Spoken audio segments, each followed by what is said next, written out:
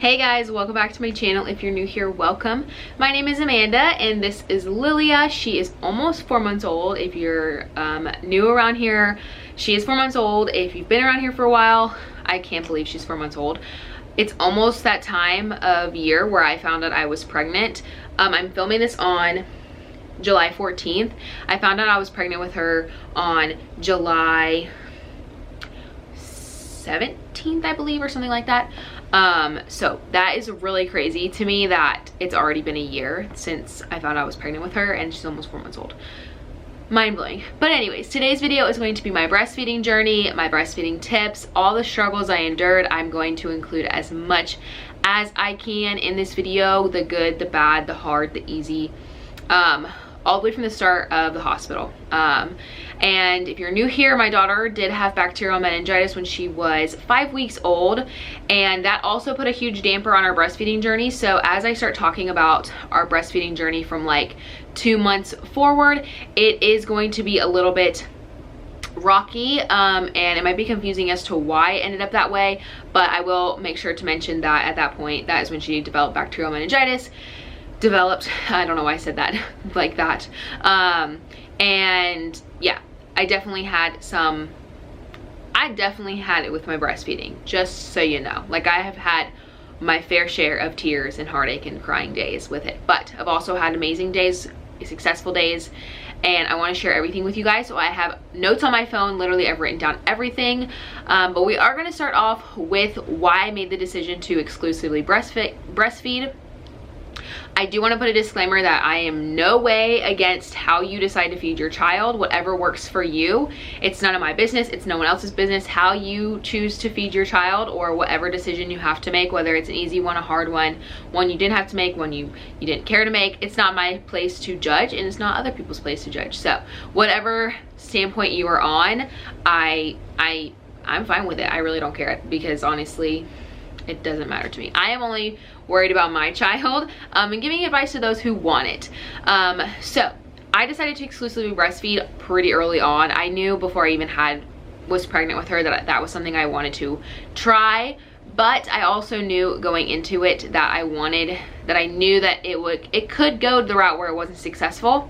And before, you know, I got pregnant and everything, I basically told myself, like, you know, if you can't breastfeed, it's gonna be fine. You can formula feed. It'll be okay. Like, I had already given myself that grace beforehand, and I think that's really important if you plan to go in with a mindset of exclusively breastfeeding. I know that you have to be all in it for it to be successful, but sometimes it just doesn't work out, and you have to be prepared for that.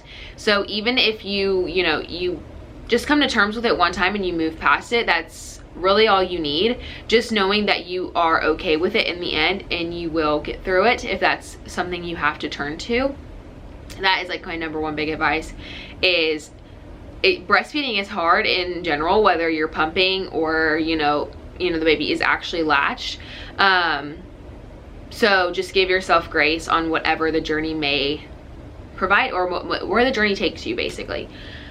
Okay, so I gave birth and immediately she latched within the first hour. She didn't latch right away. I had no idea what I was doing. The nurse literally was like, you hamburger her, your nipple and breast into her mouth, and you make sure she's making kind of like a duck lips. You want like the upper lip to be pushed out and the lower lip to be pushed out, and you want them to have like a pretty deep latch.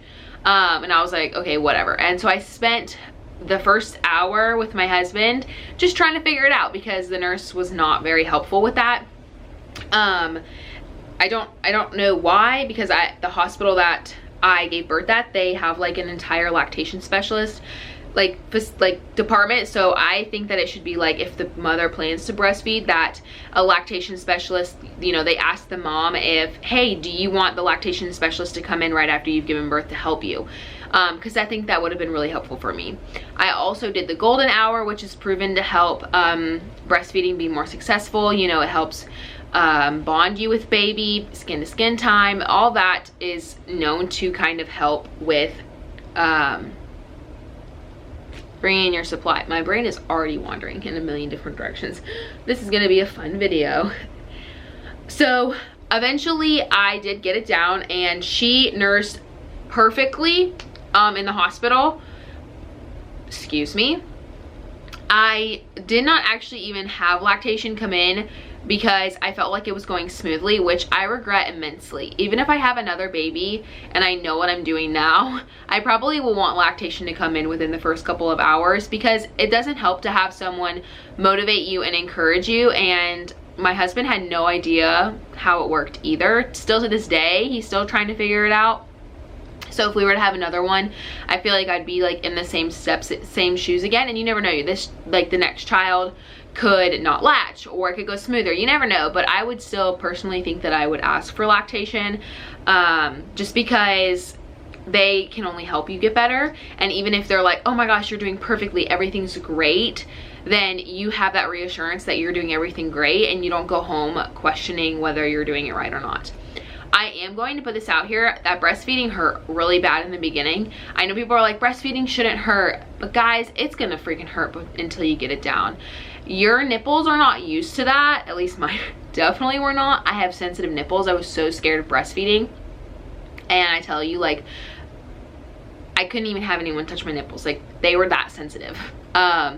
So breastfeeding really scared me in that aspect, and I had bloody nipples, chapped nipples, I had the lipstick stick nipples, I had it all. And it wasn't until she was like 2 or 3 weeks old that I actually went to lactation and got help, because it just wasn't working properly. It was still super painful. Within the first week, I've read that nursing can be very painful because, you know, your nipples are adjusting, baby's getting used to latching, mom's getting used to latching baby on, getting in a comfortable position. And it wasn't until I went to lactation where I actually felt comfortable. They taught me the football hold, which worked really well. It doesn't work now. She's too squirmy, and it just doesn't work now. So now it's just like the basic cradle hold is how I breastfeed her. And sometimes we'll breastfeed in this wrap right here. If she's in there, I'll just loosen it pretty loose, and then she can breastfeed directly. The only thing I don't like is that I can sometimes have a strong letdown, and that causes her to choke. And being in this contraption right here, I feel like it freaks me out not being able to get her out fast enough, even though she's sitting upright. It still freaks me out a little bit.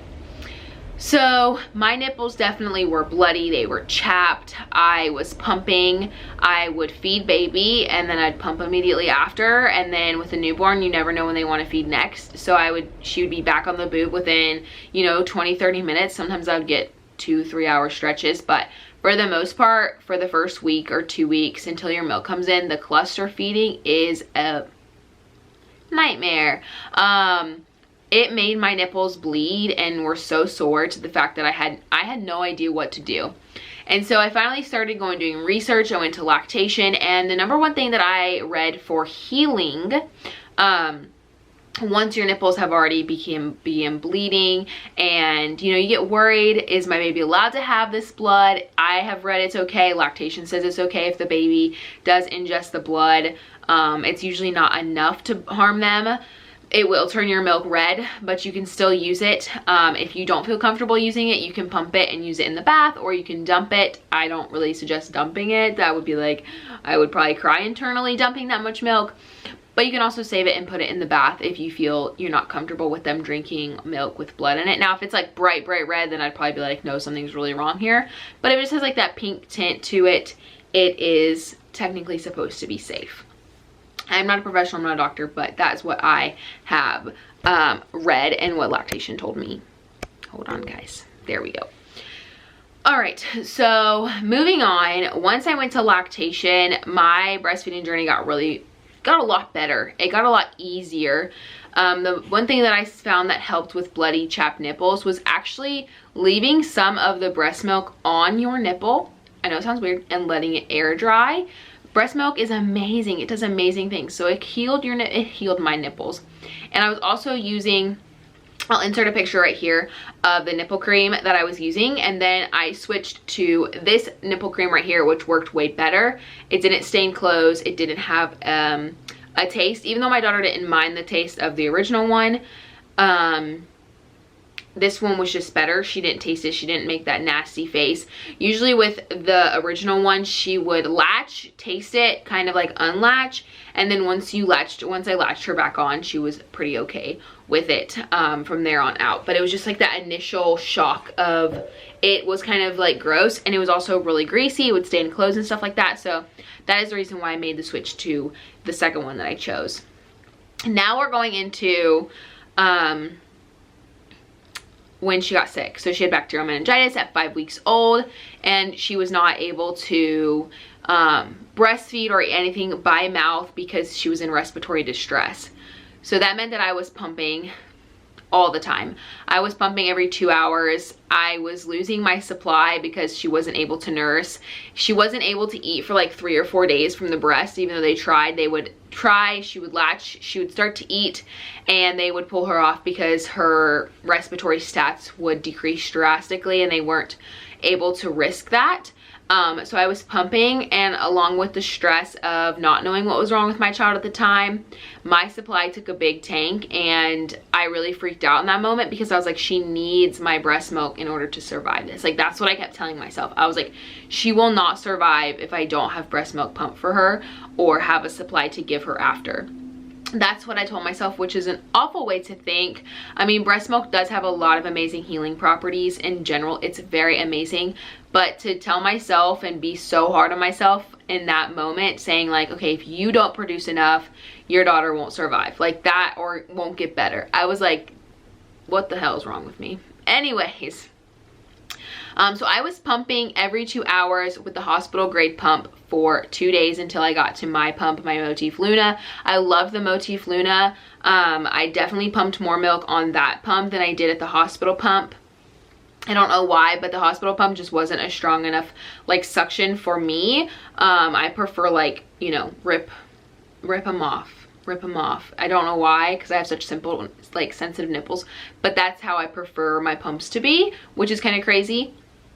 You don't have to have it like that in order to have a milk supply, but with my mental state of like, you have to provide, I was like literally sucking the life out of my, anyways.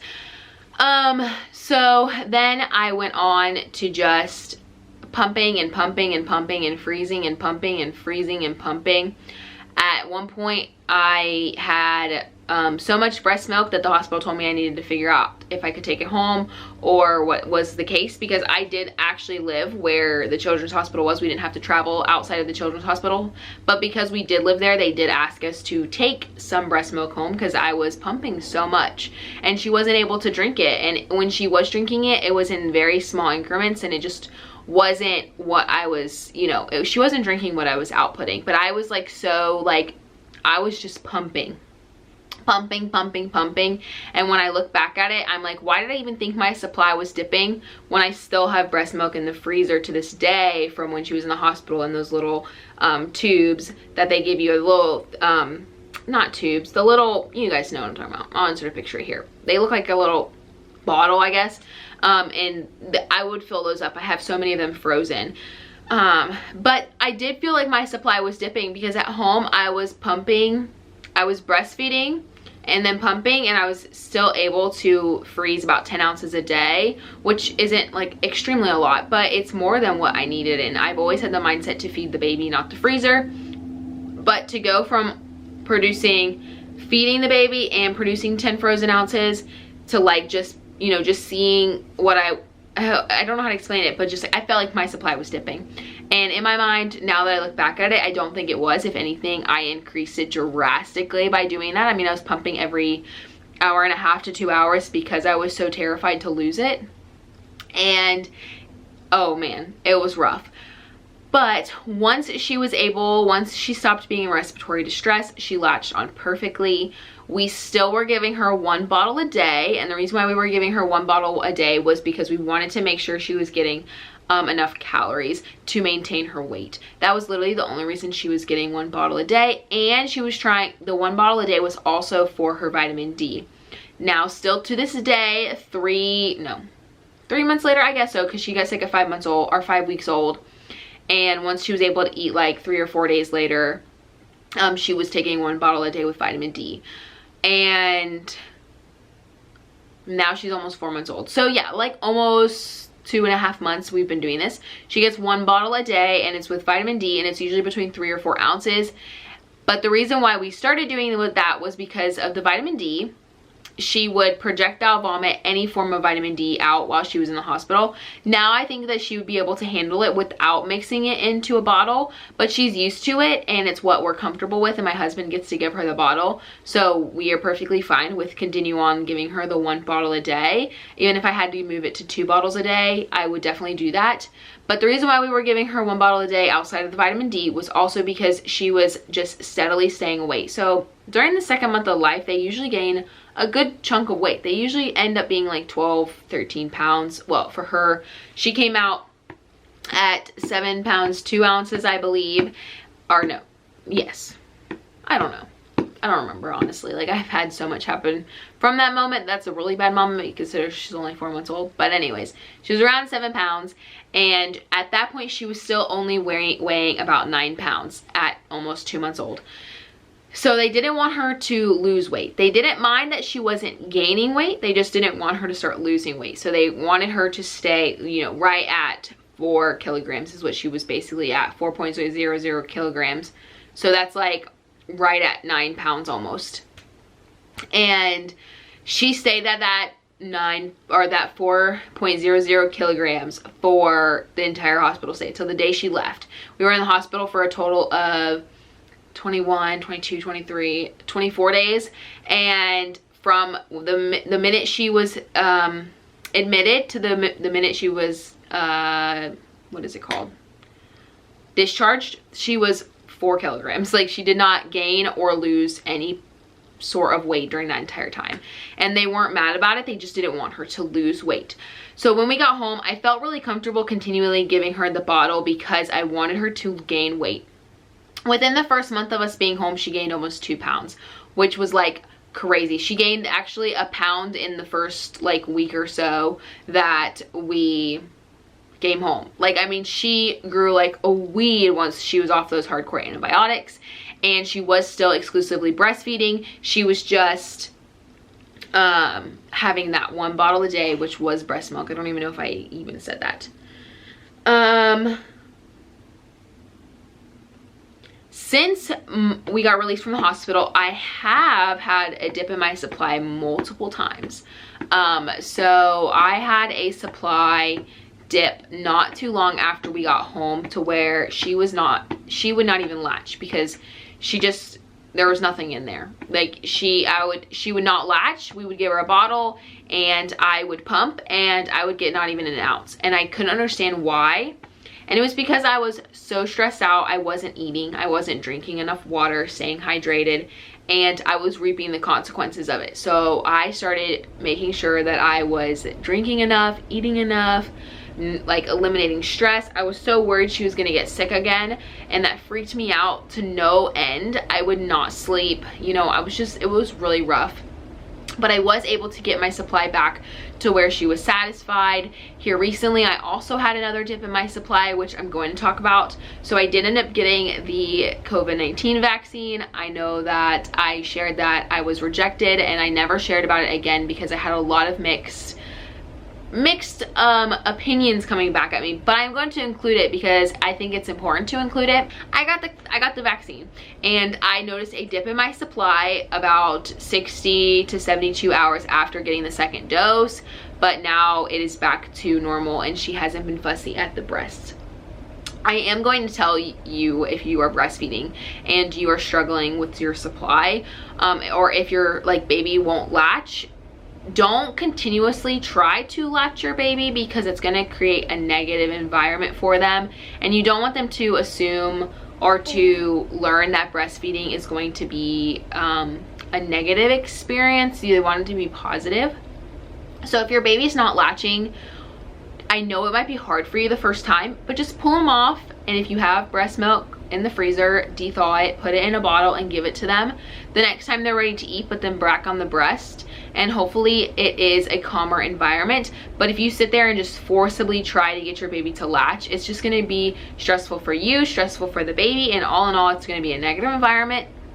in lactation to tell me that that will make the baby not ever want to latch again in the long run. So just taking the baby off the bottle or off the breast and giving them a bottle one time just to get them to calm down from this negative experience they just experienced, and then make the next breastfeeding session like very, very special. Skin to skin, music, eye to eye contact, make it very, very welcoming, in a very, very welcoming environment, and hopefully things go back to normal. But don't be too hard on yourself. I know it's so easy. I know it's so easy to be so hard on yourself. I don't even know why I'm saying that, because even to this day, I'm so hard on myself, and I cry when she gets fussy at the breast, which doesn't happen very often, but when it does, like, it breaks my heart, because those are the days where she usually gets 1 to 2 bottles a day. That's when we, you know, sometimes 2 bottles a day, because I don't want her to have those negative experiences. So I just decide for myself. You don't have to decide this, but I do recommend it if you are open to it, to just take baby off the breast and offer them a bottle for at least the 1 session if they will take it. I know some babies don't take bottles, but luckily Lily has had no problems taking a bottle. I use a bottle that's similar to a nipple, so that could also help you a little bit as well. So that is basically my breastfeeding journey. If you have any questions, I wanted to do like an overview, but that was already 23 minutes of me talking, so I feel like it was a lot. But if you have any questions, leave them down below for me. But I'm gonna get into some tips for you guys that I definitely have for you. So the first thing that I want to talk about is, how did I help my supply whenever I felt like it was dipping? Hydrate, hydrate, hydrate. Drink extra water, chugging it all throughout the day. A rule of thumb is every time you take a sip of water, take 10 sips, like 10 swallows. Body armors help, but be careful because some of them contain lots of sugar. You can also use liquid IV. I also use liquid IV. Those are really good. They have lots of electrolytes. I usually only drink like 1 every other day, every 2-3 days, just because they are expensive, but they do help if you're super dehydrated. And you don't need to use them if you're drinking plenty of water. You don't need to use them. But if you're like lacking water and you feel like you need more, then I recommend getting or drinking liquid IV. I was talking about how to create a welcoming environment for baby while breastfeeding. You can do skin to skin, and that also will help your supply. I like to take baths with Lily. I just lay her on my chest and we will sit there, and I'll put, you know, have like a little cup, pour water on their back and sing and talk, and you know, you can put them in the water and laugh with them, because sometimes they'll giggle back and splash the water a little bit if they're old enough. That will also help your supply a lot.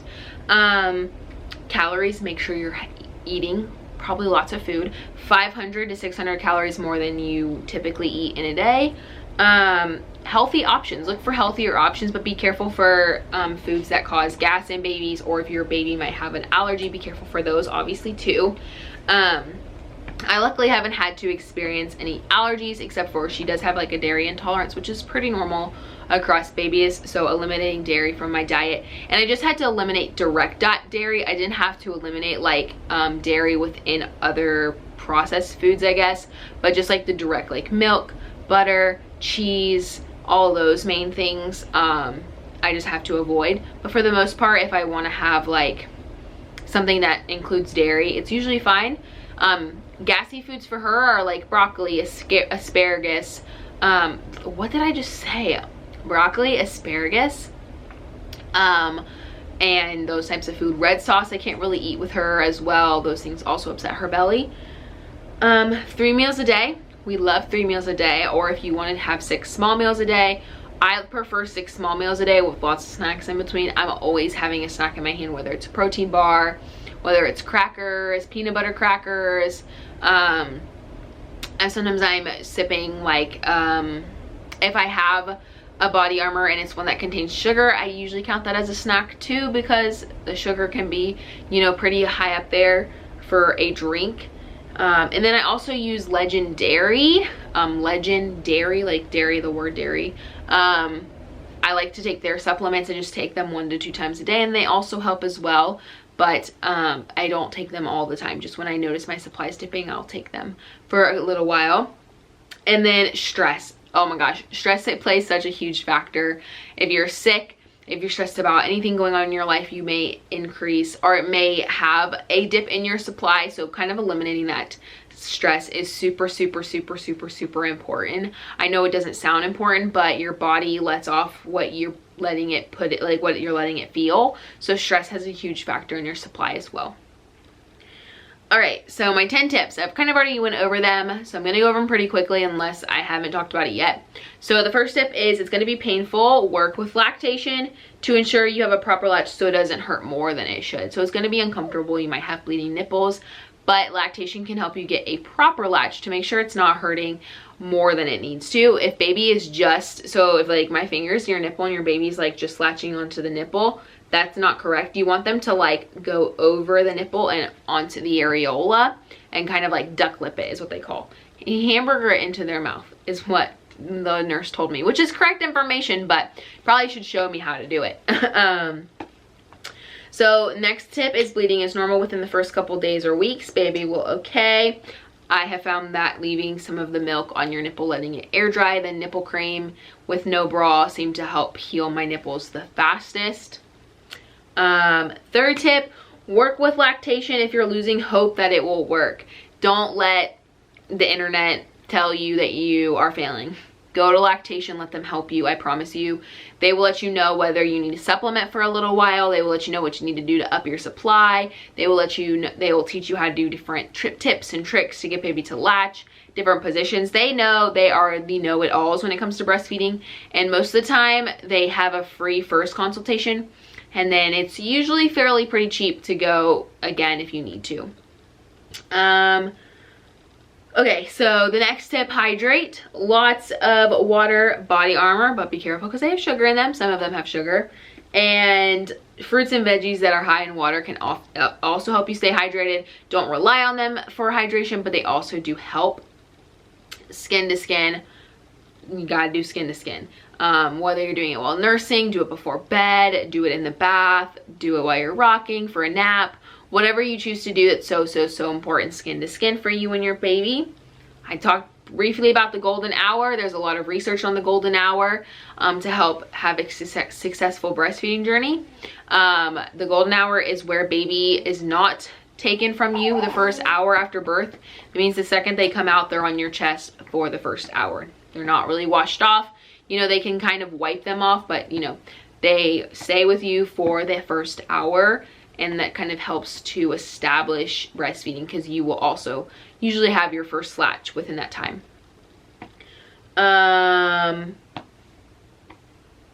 Oh, this one's super important. So after your milk regulates, it can be anywhere from, you know, a month to 3 months, even longer, even shorter. Milk will regulate and your boobs won't feel full anymore, and you'll think, man, I have no milk left, because I've been there and done that. But once your boobs regulate and they get used to how much milk they are going to be producing, they don't get engorged anymore like that. And you don't want to be engorged. It's painful. It causes black clogged ducts, and it will cause mastitis. Now, I've never had clogged ducts. I've had the start of clogged ducts, but I always am like massaging them, hot shower, Epsom salt, lots of nursing, having the nose in the direction of the clogged duct. And I'm lucky that I haven't had a full-blown clogged duct or a mastitis, so I can't help in that category. But as long as your baby seems satisfied and is having wet and dirty diapers and they're gaining weight, your supply is fine. Don't freak out about it because your boobs don't feel engorged anymore. Actually, be thankful that your boobs aren't engorged anymore, because that can be super painful. Okay, the next tip, number 9, I'm assuming. A dairy intolerance is super common in babies. So if baby is super fussy and they have gassy bellies, which is pretty normal in babies, if you're willing to and able to eliminate dairy from your diet, that is definitely worth a try. It's very common. Dairy is something very hard to digest, not only for babies but even for adults too. So imagine a very immature digestive system trying to digest something that's already super hard for the human body to digest. So they recommend cutting out dairy and also dairy byproducts. But like I said, I've never had to eliminate anything except for direct dairy. And set small goals, not large ones. So if you didn't know, I was a personal trainer before I got pregnant, and it is so important in any aspect of life, any aspect in life, whether it's losing weight, breastfeeding, gaining weight, saving money. It's so important to have small goals and not large goals. And I say this in a very, very, very, very, very, very like nice way. So instead of saying I'm gonna breastfeed for 1 year, and you're gonna set that hard goal for yourself, I'm gonna breastfeed for 1 year, and then you leave the hospital and you get home and baby is not latching anymore. Now you're like freaking out. I'm not gonna hit my goal. I set a goal for myself. I have to hit this goal. That's gonna cause stress. It's going to cause more agitation. It's going to cause it to be even harder, and you're most likely to fail. And that's most scientifically proven when you have long-term large goals like that. It's not a bad idea to have long-term goals, but they shouldn't be like the main thing that you're reaching for. For me, I set small goals for myself. When I first gave birth, I was like, okay, I just need her to latch. Once she latched, I said, okay, just got to make it through the hospital stay. Okay, made it through the hospital stay. Now I got to make it through the first week at home. Made it through the first week at home, started struggling, went to lactation. Lactation said, okay, we're gonna see you in 2 weeks. If you still feel like you're struggling, come back in 2 weeks. And then it was like a month. And then we went through the bacterial meningitis, and I was like, if I can just get through this, if I can just get through this. I never said I'm gonna breastfeed for a year. If you ask me how long I plan to breastfeed for, I have no idea. As long as it works, I will be breastfeeding. But long-term goals are not fun for me. Now I have a goal of reaching 6 months because she's about to be 4 months old. So you can make your goals a little bit longer as you get used to doing something, just like fitness. When you first start getting into it, I'm gonna work out today. Okay, now I'm gonna work out 2 days in a row. Now I'm gonna work out 3 days in a row. Okay, now I'm gonna work out for a week. And then you can go like 2 weeks, and then a month, and then 2 months, and then 3 months, and then 6 months, and then 12 months. You know, see how I can space it out a little bit once you get into a cycle? So right now my goal is 6 months, and then once I hit 6 months, it's kind of like I hope to make it to a year so that I never have to buy formula, because that's expensive as heck, and I'd rather not spend my money on that. But if I end up having to, guys, I'm open to it, because I want my baby to be healthy and I want her to be fed. That's the most important thing. And if that's where it leads to, that's where it goes. So short-term goals are so important, not with breastfeeding, but with everything. But I think I've talked enough. I think I've talked for almost 45 minutes. I don't know how long this video is gonna be. I hope it's helpful. If you guys have any questions for me, leave them down below. Like I said, I am not a doctor. I do not have professional advice. This is just advice from my standpoint. So if you guys want professional advice, I really highly look into looking for a lactation consultant in your area. Usually there are 1 or 2. Sometimes there's hundreds and thousands of them. Maybe even your local hospital has them. So I hope you guys enjoyed this video. Like I said, questions down below, and I hope you guys have a successful why can't I not say that word today? Successful breastfeeding journey. I hope it goes every way you planned for it to go, but just remember and be open-minded to different directions that it can go. And don't be hard on yourself, because it just makes it worse. And you're a great mom, whether you breastfeed or bottle feed, or breastfeed, pump and bottle feed, formula feed. It doesn't matter what you're doing, as long as it's not going to kill you, baby. I don't care. Anyways, I hope you guys enjoyed this video, and I'll see you guys in my next one. Bye, guys. I'd run 1,000 miles if I could run with